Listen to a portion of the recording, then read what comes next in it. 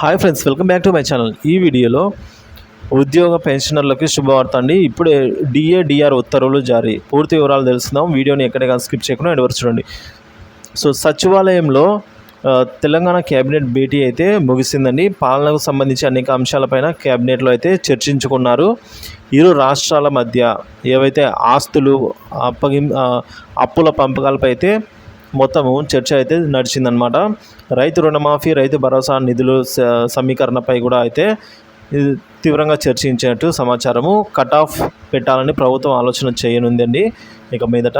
ఇక రుణమాఫీ పైన అయితే మహారాష్ట్ర, రాజస్థాన్లో పర్యటించి అధ్యయనం చేసిన అధికారులు విద్యుత్ ఒప్పందాలు అలాగే కాళేశ్వరంపై కూడా అయితే మాట్లాడారు. ఇదే సందర్భంగా ఈ విధంగానే డిఆర్ ఉద్యోగులకు సంబంధించి పెండింగ్లో ఉన్న డిఆర్ల గురించి కూడా అయితే మాట్లాడడం జరిగింది. ఇంకా ఉత్తర్వులు కూడా ఈ మేరకు అయితే జారీ చేసి ఉన్నారు ఫ్రెండ్స్.